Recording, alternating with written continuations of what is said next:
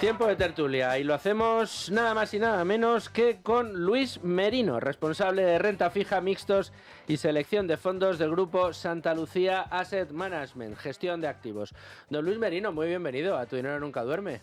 Muy buenas tardes, muchas gracias por estar aquí de nuevo, encantado, estuve hace tiempo. Eso te iba a decir, que eres un viejo conocido de esta mesa y hacía mucho que no venías, ya te tenían castigado, pero ya era hora de que te tuviéramos por aquí. Encantado. Además, pues siendo responsable de renta fija, mixtos y además de selección de fondos, yo creo que es un día y un momento muy especial y muy propicio para poder hablar precisamente de ese producto, renta fija. Es verdad que en Tu Dinero Nunca Duerme tenemos un sesgo evidente hacia la renta variable, pero también es un activo que tenemos que tener muy en cuenta, cumple su función perfectamente y es muy importante conocer cuáles son los productos y cómo buscar buenos productos de renta fija, que no es fácil, ¿eh? En el mercado, que hay mucho producto de renta fija, buscar uno que sea bueno, sea rentable, no es tan sencillo. Yo creo que nos vas a ayudar a encontrar las claves. Pero como siempre digo, Luis, en este programa la primera de las preguntas la tiene siempre Value School, en esta ocasión con Andrei Trucmel. Andrei, dale. Pues vamos allá, Luis. Primero de todo, para que también nuestra audiencia se sitúe un poco, porque hemos estado viviendo un año bastante movido en el entorno macro también, con los bancos centrales siendo bastante intervencionistas y con razón de causa. Cuéntanos primero de todo un poco cómo es ese big picture, un poco para situarnos a nivel de tipos de interés y sobre todo también la evolución de los déficits y la deuda en los países en Europa.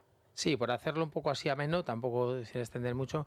La verdad es que hemos conseguido, los bancos centrales han conseguido doblegar a la inflación. Ya se nos olvida, pero la inflación estuvo casi en doble dígito y eso era un problema serio para las economías occidentales y las emergentes.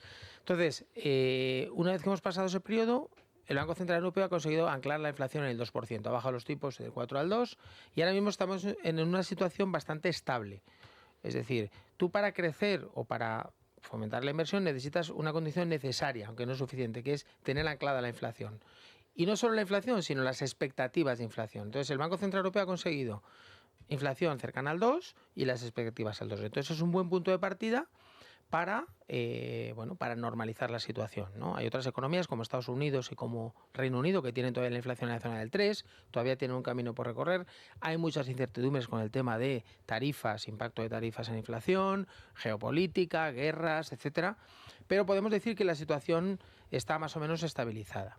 Y luego el tema de déficit y de deuda, pues bueno, eso es un tema donde han cambiado las tornas completamente. Hace unos años Grecia, Portugal, España nos llamaban los PIGS, ¿os acordáis, no? Año 2012, después de la reestructuración de la deuda griega, en el año 2011, pues éramos los apestados. Tras el estallido de la burbuja inmobiliaria, en la crisis financiera éramos los peores. Éramos los apestados, que si se rompe el euro, está Irlanda ahora, acuérdate, que si se rompe el euro, que si tal. ¿Qué ha ocurrido estos años? Que los países, quitando Alemania, que Alemania luego si quieres comentamos es un caso aparte, pero los países como Grecia, Portugal, España y Irlanda que has mencionado son países que ahora tienen unas finanzas y una ejecución fiscal en general bastante razonable. Entonces, y Francia, curiosamente, que siempre ha sido un país en general estable, el mercado se está poniendo cada vez más nervioso con la sostenibilidad de la deuda francesa. Entonces, todo esto en conjunto lo que ha provocado es que la prima de riesgo francesa se sitúe por encima de la italiana. Hace unos años nos cuentan esto, Luis Fer, y decimos, ¿no? O sea, Italia estaba a 200 puntos básicos, a 250, tal, cuando el tema político de Meloni, no sé qué. Al final, ¿qué pasa? Que ha habido una ejecución fiscal bastante razonable y Francia ahora mismo preocupa más que Italia, o que España, o que Portugal, o que Grecia. Entonces, han cambiado mucho las tornas. Todo esto, conclusión, cuando gestionas renta fija, tienes que tener en cuenta todas estas tendencias, todas estas variables en el posicionamiento que tienes. Oye, pues estoy sobreponderado en Italia, infraponderado en Francia, como hemos estado nosotros estos últimos años, que ha ido muy bien, porque han convergido todas esas primas de riesgo en una zona pues relativamente estrecha, ¿no?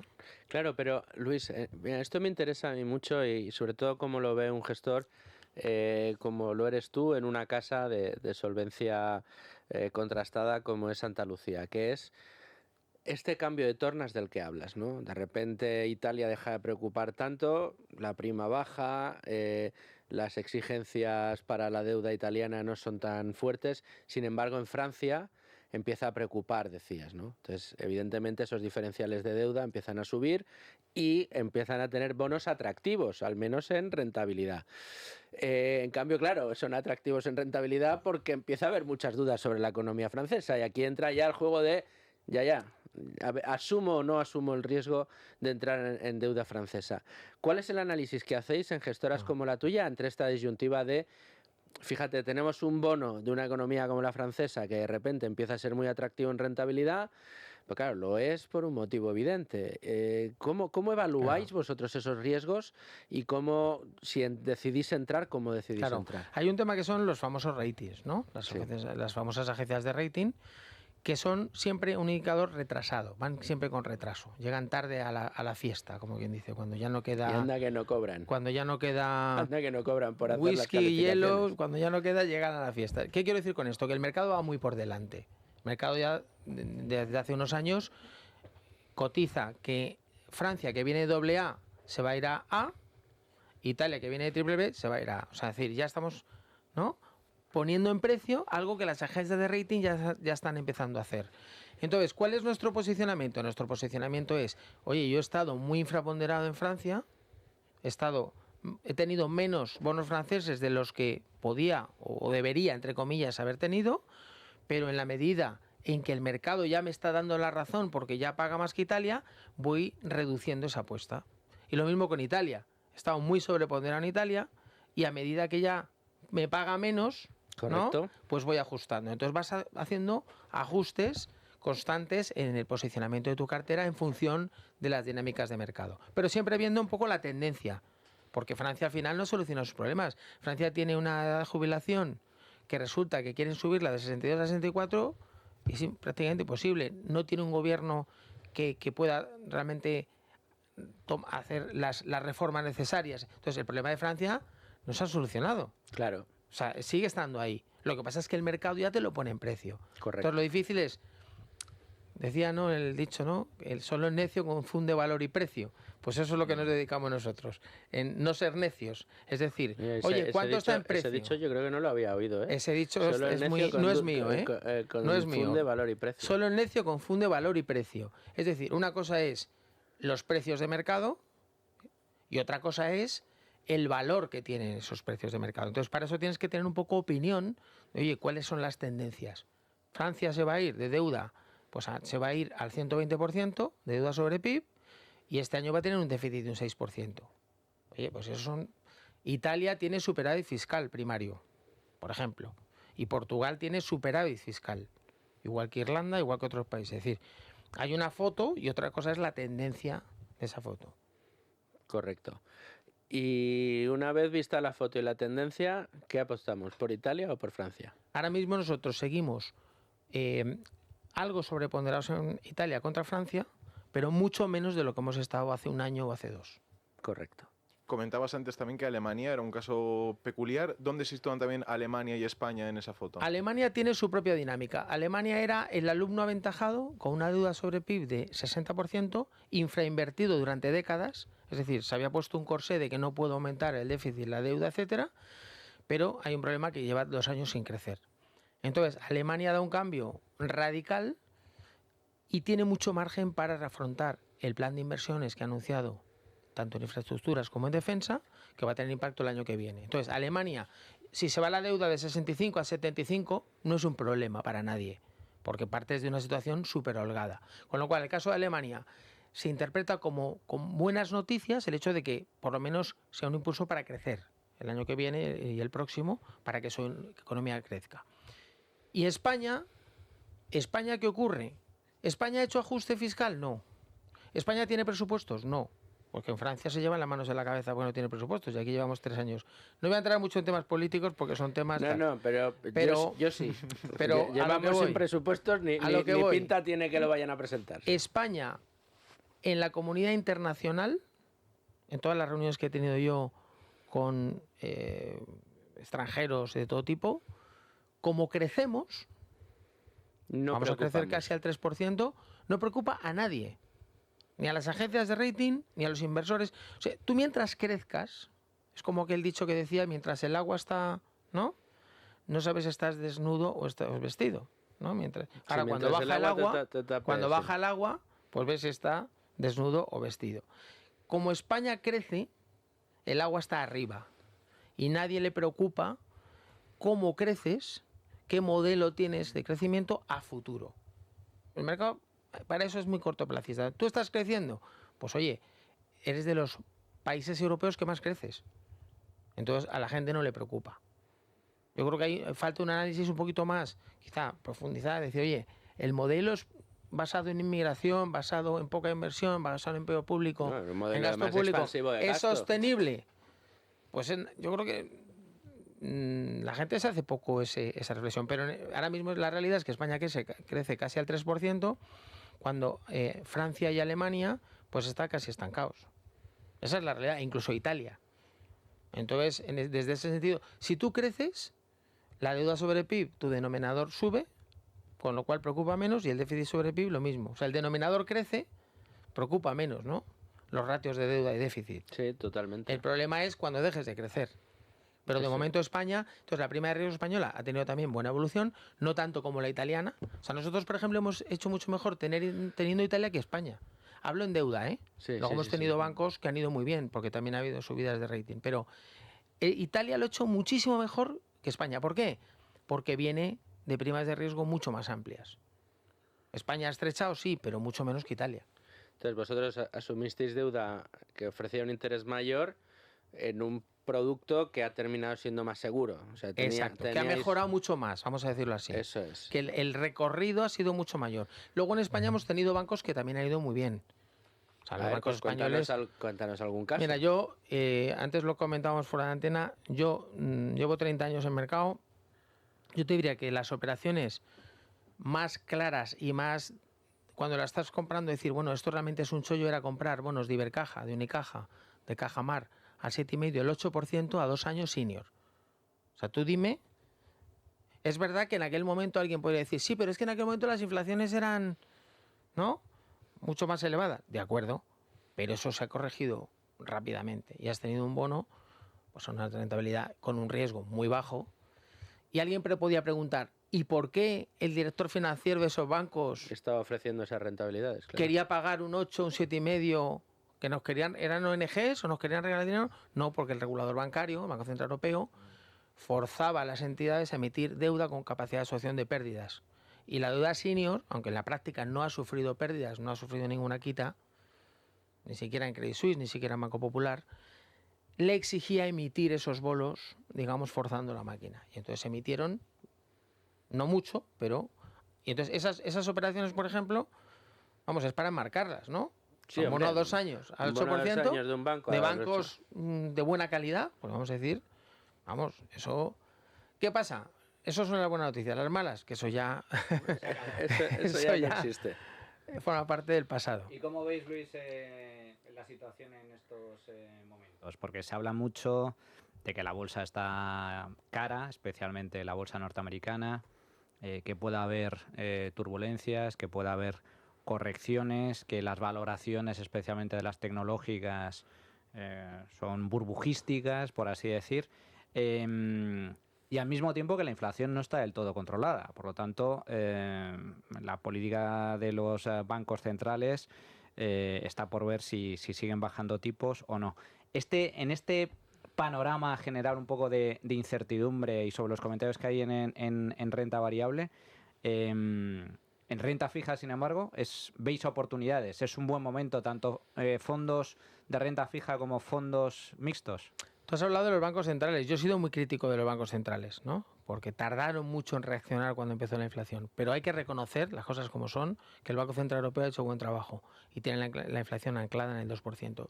Eso es un punto muy importante para empezar a hablar de renta fija, de curvas de tipos, de spreads. Entonces, la situación ahora mismo es una situación donde las primas de riesgo son muy estrechas, no solo de los gobiernos, sino también del crédito corporativo, y donde nosotros estamos yendo más a más calidad. Es decir, mejor rating, bonos más líquidos. ¿Por qué? Porque el diferencial que te paga el high yield o la deuda de más riesgo, deuda subordinada, etcétera, etcétera, es de los menores de la historia. Hay gente que dice que los aspectos técnicos, cuando decimos aspectos técnicos decimos que hay mucho dinero comprando bonos corporativos y que compra todo lo que hay en el mercado y entonces, claro, está muy soportado, ¿vale? Y que la oferta de bonos corporativos neta es menor que la oferta de bonos de gobierno en agregado. Por eso que estamos diciendo, los déficits de la deuda de Francia, Estados Unidos, Reino Unido no para de dispararse y entonces el mercado ahora está percibiendo donde la deuda corporativa de cierta calidad pues le exige menos prima de riesgo. Pero claro, volvemos a lo de antes, llega un punto en el cual dices, oye, vamos a ver, es que a lo mejor ahora es un momento en nuestros productos que son aggregate, es decir, que podemos hacer gobiernos, podemos hacer crédito, no son productos puros de solo crédito, solo gobiernos, donde los gobiernos, a pesar de que han estrechado, por ejemplo, hemos hablado antes de Francia, pues empiezan a tener un cierto valor relativo con respecto a crédito. ¿Entiendes? Entonces estamos en ese punto donde irte a la calidad, siempre vas a perder algo de carry, algo de TIR, algo de spread, pero es la menor pérdida en décadas. O sea, cuando tú te estás moviendo a carteras de más calidad.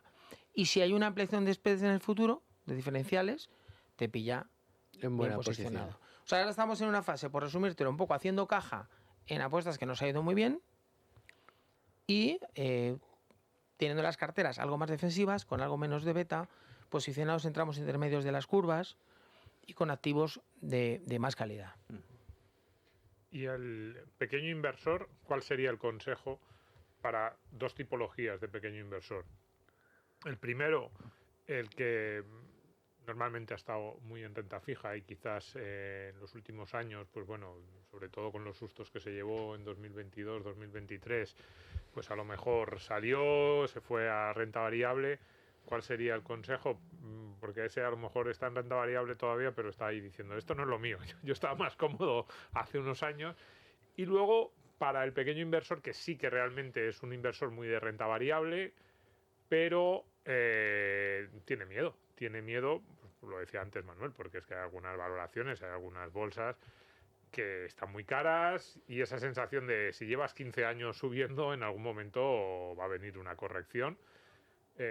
¿Qué consejo se le podría dar a esos dos tipos de pequeños inversores? A ver, por el primer bloque. El mundo de la renta fija es la eterna desconocida a nivel gran público. Es decir, la gente conoce productos bancarios que yo siempre digo que son caros y malos. Normalmente el producto bancario, ¿vale? ¿Por qué digo esto? Pues porque, hombre, si me te meten un margen, los depósitos y las cuentas corrientes no están remuneradas cuando están los tipos al 2, pero es que cuando estaban al 4 tampoco. Estabas perdiendo poder adquisitivo, estabas poniendo renta real, etcétera, etcétera. Entonces, la renta fija, los productos más interesantes de la renta fija, los bonos más interesantes, no están disponibles al gran público. Son bonos solo para el mercado institucional, mercado mayorista, para especialistas. Y los bancos, los productos que ofrecen, pues son productos que ya llevan un margen, que ya llevan un coste, que ya llevan un... Entonces, primera conclusión, las personas que estén en cuenta corriente y depósito, somos de los países que más proporción de ahorro tenemos todavía en cuentas corrientes. Aquí somos los dos extremos, o ladrillo o cuenta corriente, ¿no? La inversión en bolsa a nivel minorista pues representa poco con respecto a otros países como Estados Unidos. Entonces, para las personas que digan, no, yo tengo el dinero en cuenta corriente, pues no es la mejor decisión para aquel dinero que tengas aparcado, no para los gastos que tú tienes o incluso para emergencias. ¿Por qué? Porque la inflación te está erosionando un 2%. No es mucho, pero es un 2%. Entonces, cualquier producto de renta fija... Un 2 este año, un 2 el que claro, viene, un 3... Todos los años. Y ha sido mucho más. Lógicamente que la inflación ha sido mucho mayor. Pero incluso con el 2...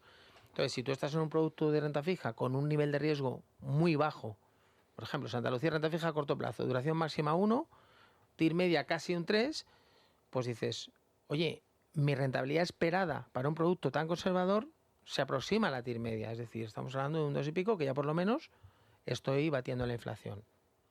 Y luego efectivamente has mencionado el año 22, que eso ha sido clave. ¿Por qué? Porque es el peor año de la historia de la renta fija, el año 22. Entonces, claro, a la gente que le haya pillado mal posicionada renta fija porque tenía una ETF con duración 8 y no sabía que tenía ese riesgo, pues de repente ve que apalma un 15. Y dice, ostras, pero esto no era renta fija. O sea, me habían dicho que la renta fija era fija. Y resulta que ha sido un año de un antes y un después. Pero no puedes reaccionar a la renta fija solo por el año 22, porque es un año en la historia muy excepcional, porque la inflación era doble dígito y hubo una subida de tipos de interés de 4,5 puntos en muy poco tiempo. Entonces, eso fue una circunstancia muy, muy extrema. Conclusión, para un inversor conservador, tiene que irse a productos de renta fija conservadores, que implica duraciones bajas, no necesariamente monetarios, pero sí duraciones bajas, y dejar que los especialistas tomemos las decisiones complejas, que son lo que hablamos antes, deuda contra gobierno, dentro de gobiernos Italia contra Francia, dentro de corporativos bancos o no bancos, que son decisiones muy complejas, posicionamiento de tipo de interés en el tramo de la curva. Esas decisiones a nivel gran público no las pueden tomar. Pues deja un especialista, que somos nosotros, que estamos todos los días ajustando las carteras para que vaya por ti tomando esas decisiones. Luis, comentabas el vehículo que tenéis de deuda a corto plazo, ya que lo decías ahora, ¿no?, los especialistas. ¿Qué nos recomendáis vosotros? ¿Qué vehículos tenéis disponibles para el público? ¿Cómo pueden suscribirlos? Y si nos puedes dar un poco datos, como comentabas ahora, de la TIR media esperada, un poco la beta para ver la descorrelación, incluso máximo drawdown que habéis sufrido en los últimos años. Sí, mira, nosotros tenemos dos productos, digamos, flagship o fondos representativos o de referencia en el mundo de la renta fija, que son Santa Lucía Renta Fija a corto plazo, que es duraciones muy cortitas, hasta un año. No es un monetario, porque un monetario es más restrictivo, pero se parece mucho. Es un primo hermano de un fondo monetario. Los antiguos FIAM, ¿os acordáis de fondos monetarios? Pero no es un monetario porque tiene algo más de flexibilidad. Rentabilidades drawdowns que preguntabas tú. Peor año de la renta fija, año 22. Año que muchos fondos de renta fija tuvieron rentabilidades de menos 15 hasta menos 20 si te pillaba mal posicionado. Menos 1,80. No es para tirar cohetes, pero... Hombre, frente a todo ese año es el mayor estrés test que puedes tener. Significa que además al año siguiente haces un 4 y pico y al año siguiente haces otro 4 y pico. Es decir, que ese 1,80 es anecdótico para alguien que ha estado con nosotros 3 años o algo más. Entonces, ese fondo es para un inversor. Yo, por ejemplo, se lo recomiendo a mi madre, que tiene 88 años. Por poner un ejemplo muy gráfico, y lo tiene, ¿vale? Y luego, en el mundo de la renta fija está Santa Lucía Renta Fija, que es punto central, duración 4, que ese sí que puede optar a más estrategias, a más mercados, a más curvas, a más diferenciación, y que ese fondo pues es complementario. Mi recomendación, si el primero tiene una duración media de 0,9 y el siguiente tiene una duración de 4, juguemos con esas dos patas. Es decir, para un inversor más agresivo tendrá más de Santa Lucía Renta Fija y tu duración media a lo mejor es 3, que es razonable, y un inversor conservador, digamos, ponderará mucho más Santa Lucía Renta Fija y su duración va a ser 1 o 1 y pico o 2. ¿Entiendes? A jugar con esas dos patas a nivel cliente e ir ponderando en función de la edad. Hay una regla muy básica que es una tontería, pero que funciona. 100 menos la edad. Ese es el riesgo máximo que puedes tener en renta variable. Yo tengo 55 años. Lo lógico es que mis ahorros, ¿no?, pues yo tenga un 45 en bolsa y que con los años vaya reduciendo la bolsa. Eso es una cosa de sentido común, muy básica, muy para gran público. Y luego lo más difícil es la parte de renta fija, que como decías tú antes, hay una gran variedad de productos, gran variedad de mercados, es la eterna desconocida. Bueno, pues deja en los especialistas, ¿no? Entonces, bueno, esos son los dos fondos, digamos, gama básica que nosotros estamos recomendando. ¿Y las rentabilidades medias, Luis, en estos fondos en concreto? Las rentabilidades medias, como te digo, cuando los tipos han estado en menos 0,50, que esos eran los años 2020-2021, estos fondos han estado en positivo. Yo siempre digo, tiene mucho más mérito desde el punto de vista de gestión haber estado en positivo esos años, aunque te luzca menos a nivel cliente. No tienes un 0,3, luce poco, que a lo mejor los 4 y picos que ha tenido en el año 23, 24, ¿vale? Pero realmente ha sido el Santa Lucía Renta Fija a corto plazo, es un fondo que lleva muchísimos años y que año tras año ha batido a benchmarks y ha estado posicionado en los rankings o primer cuartil o primer decil. Y el Renta Fija, que es el otro, tenía en el año 2021 cautela previendo el movimiento que luego iba a haber de tipos de interés tan brutal del año 22. ¿Qué ocurre? Que nosotros estábamos... Un buen conductor no es el que está siempre en sexta marcha. Hay muchos fondos por ahí que están siempre en sexta. ¿Qué pasa? En el año 22 te sales, ¿no? En la curva te sales. Nosotros en el año 21 ya estábamos en tercera, en segunda. Entonces el año 21 no nos lució. Pero luego, el año 22, que fue el que hubo las caídas estas, pues este cayó en torno a un 8, pero luego lo ha recuperado con creces en los años posteriores. ¿Por qué? Porque ha optimizado el movimiento luego alcista. Y también está situado en los rankings de la competencia con los fondos similares, primer cuartil, o sea, en el top 15, top 20 o top 25, dependiendo de los periodos que cojamos. ¿Y por qué crees que hay todavía tantísima gente que en lugar de poner a trabajar su dinero sigue manteniendo dinero que no necesita a corto plazo en cuentas corrientes que le rentan cero? Porque esta es una de las grandes... ¿Es un problema de cultura financiera o es que somos, no sé, especialmente, ya no iba a decir conservadores, sino miedosos incluso? Es un problema de cultura financiera, porque si a ti te explican bien que si tú tienes una duración inferior a 1, si a ti te lo explican, estando los tipos al 2, eso significa que se tienen que ir los tipos al 3 o al 4% para que tú empieces a perder dinero. Pues claro, o sea, es un tema de cultura financiera. Si tú sabes que hay determinadas métricas, como es la duración, clave para un fondo de renta fija, donde si tú controlas esa variable, tú estás mitigando el riesgo, pero claro, es que eso la gente la gente de la calle no lo conoce. Entonces, eso es lo que hace falta. La cultura financiera hace que al final digas, bueno, pues estoy aquí en cuenta corriente. No quiero líos, ¿vale?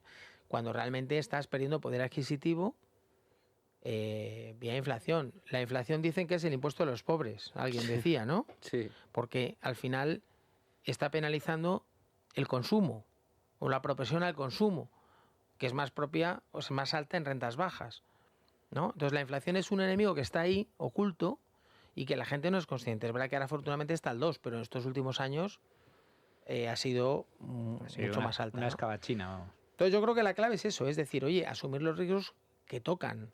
La renta variable es para horizontes temporales muy largos y la renta fija para horizontes temporales más cortos. Pues, don Luis Merino, no tenemos tiempo para más. Muchas gracias por estar con nosotros, muchas gracias por acercarnos a este producto y tengo que decirte que tienes que venir más, porque cada domingo no hablamos tanto de renta fija en este programa y cada día nos preguntan más. La eterna desconocida y la eterna olvidada. No hay nada menos fijo que la renta fija, también me dijeron a mí. Don Luis Merino, responsable de fondos de renta fija y de selección de fondos del Grupo Santa Lucía Asset Management, muchísimas gracias por estar con nosotros. Muchas gracias a vosotros. En Es Radio, tu dinero nunca duerme.